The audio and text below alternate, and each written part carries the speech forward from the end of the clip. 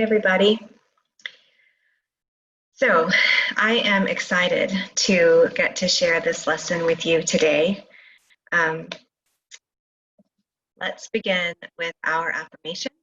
I will say it the first time, and then I would love it if you will join in and say it with me 2 more times after that. Are you ready?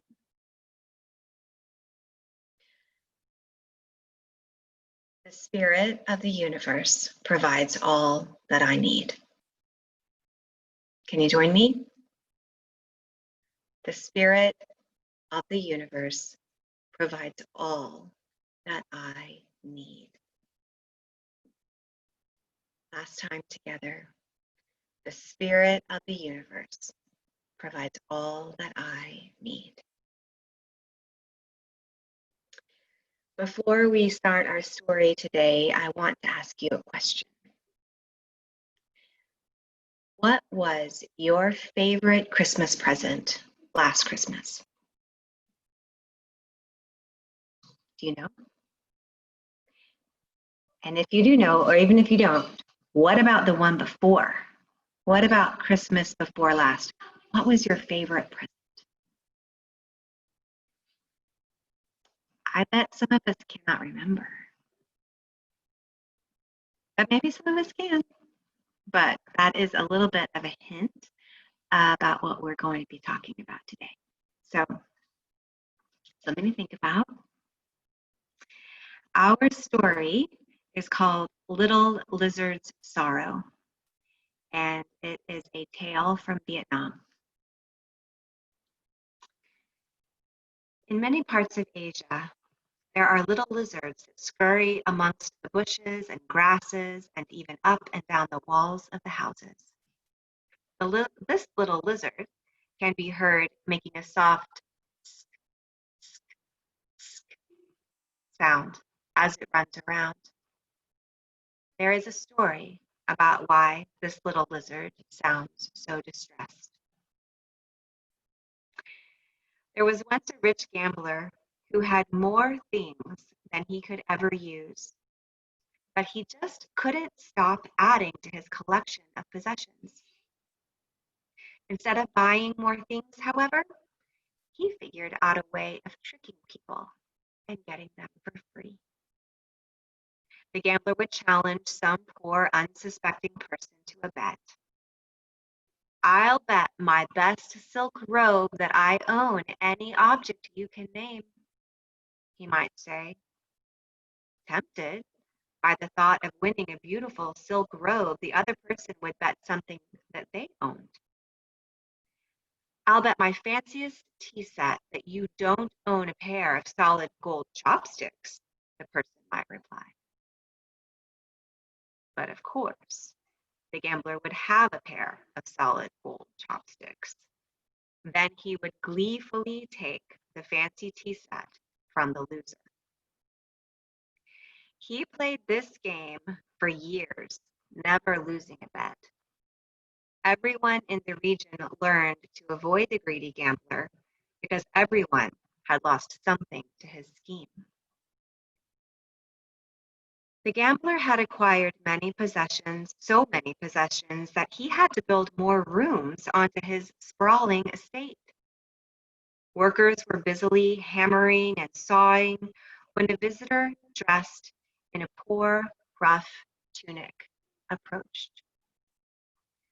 The visitor stood calmly in front of the surprised gambler and said, "You are famous for your shrewd ways. Would you be interested in a bet with a simple man?" "What could a man like you have to bet? Your begging bowl?" scoffed the gambler. The visitor looked deeply into the gambler's eyes as he replied, "I will bet the only thing that I appear to own, myself. And I will bet against everything you appear to own." "Do you mean that if I win, you will be my slave? And if you win, I have to give you everything I own?" asked the astonished gambler, "That's the most outrageous thing I've ever heard, but I will take your bet." Now the visitor had to think of some object that the gambler would not have among his piles of possessions. He pondered this carefully before he said, "My bet is that you do not own a chipped cup." The gambler laughed and thought what fun it would be to add a person to his collection of things. But his laughter turned to groans of despair as he searched through hundreds of cups of every color, size, and shape. He had gold cups, silver cups, crystal cups, even plain china cups, but not one chipped cup. A rich, smart man like him would never drink from a chipped cup. He wouldn't allow one on his table. When he realized that he had lost the bet, the gambler sat on the ground, too stunned to even cry. The visitor told the workers to spread the word. Anyone who had lost a bet with the gambler could come reclaim their possessions. As everything was taken away, the gambler sat talking to himself. Tisk, tisk, tisk. How could such a terrible thing happen? Tisk, tisk, tisk. All is lost. Tisk, tisk, tisk. How could such a terrible thing happen?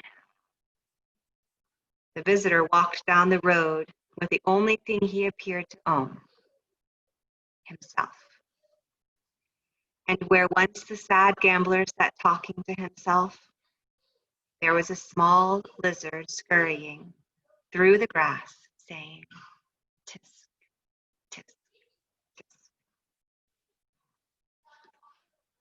What do you think? Interesting story, huh? Gives a lot to think about. I have some questions here that will help us think more carefully about this story. The first one is, why were so many people tricked by the gambler's scheme? When I first read that question, my first answer was, well, because they because they were intrigued and wanted to own the fancy things that he was willing to bet them for. And I shared this story with another person in my family, one of my kiddos, and he said, "I think it's because the gambler had so many things that people were easily tricked." It was a good point. And, you know, shows me again and again, like all of us who have the opportunity to be in the Sunday school room, that we learn a lot from talking with you all about these stories and listening to your perspectives. We get a different perspective, and it's always a big gift to hear different ideas and different conclusions from reading the same story, huh? So another question. Why did the poor man say he would bet against all that he appeared to own instead of just all that he owned, right? All that he appeared to own. Something to think about. Do we really own the things that we believe that we own? How might you think about that question? And the last question here asks, do you think the gambler felt loving or happy? And this question asks us to refer to a Bible verse, Luke 12:34. For where your treasure is, there your heart will be also. For where your treasure is, there your heart will be also. Where was the gambler's treasure, do you think? Thank you for listening with me today. Um, I hope that you enjoyed the story. I hope that maybe you will share it with your parents or your family or those living in your home with you, and talk about it and get their perspective and think about what it might mean for you. So remember our affirmation: the spirit of the universe provides all I need. And let's end with our prayer for protection. The light of God surrounds us. The love of God enfolds us. The power of God protects us. And the presence of God watches over us. Wherever we are, God is. And all is well. Love to you all. Look forward to seeing you. Talk to you soon.